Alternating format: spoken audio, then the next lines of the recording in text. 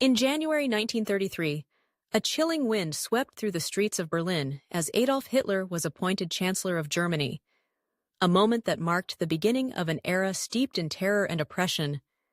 The atmosphere was charged with the promise of a new order, yet it was one that would soon unravel into a nightmare for millions. The early days of Hitler's regime were characterized by a systematic dismantling of democracy and the establishment of a totalitarian state. Political opponents, particularly communists and socialists, were the first targets, silenced by a combination of brute force and insidious propaganda. The Reichstag fire in February 1933 provided a pretext for the Nazis to push through the Reichstag fire decree, which suspended civil liberties and allowed for the arrest of thousands of dissidents. As the regime tightened its grip, the Jewish community, which had long been an integral part of German society, found itself increasingly marginalized.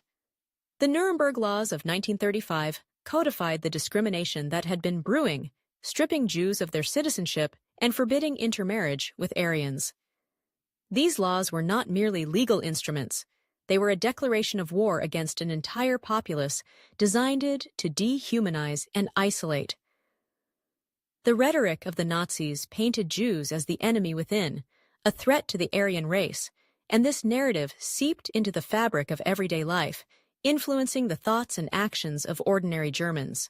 The horrors escalated further with the onset of Kristallnacht in November 1938, a state-sanctioned pogrom that saw synagogues set ablaze, Jewish-owned businesses vandalized, and thousands of Jewish men arrested and sent to concentration camps. The shattered glass that littered the streets was a grim harbinger of the violence to come, a physical manifestation of the shattered lives and dreams of countless individuals. In the aftermath of Kristallnacht, the world began to take notice, but the response was tepid, overshadowed by the growing tensions of an impending war. World War II erupted in September 1939, and with it came a dark tide that swept across Europe, engulfing Jewish communities in its wake. The invasion of Poland marked the beginning of a brutal campaign against Jews in occupied territories. Einsatzgruppen, mobile killing units, followed the German army, executing mass shootings of Jews and others deemed undesirable. The scale of the atrocities was staggering. Entire communities were annihilated in a matter of days. The chilling efficiency of these operations illustrated a level of brutality that defied comprehension, as entire families were rounded up and exterminated in the forests of Eastern Europe. In January 1942, the infamous Wannsee Conference was convened, where high-ranking Nazi officials formalized plans for the final solution. This meeting marked a pivotal moment in history, as it transitioned the Nazi agenda from persecution to systematic extermination.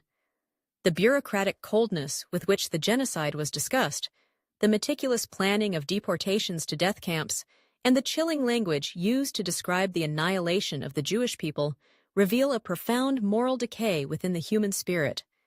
Auschwitz, Treblinka, and Sobibor became synonymous with death, places where millions would meet their end in gas chambers, their lives extinguished in an industrialized machinery of death. As the war raged on, the deportations intensified. Trains filled with terrified men, women, and children rumbled across the continent, bound for a fate they could scarcely comprehend. Families were torn apart, and the once vibrant Jewish communities were reduced to whispers of memory. Yet, amid this darkness, stories of resistance began to emerge.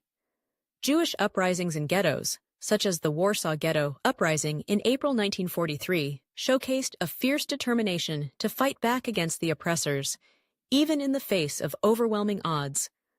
Armed with little more than desperation and courage, these individuals sought to reclaim their dignity, refusing to go quietly into the night.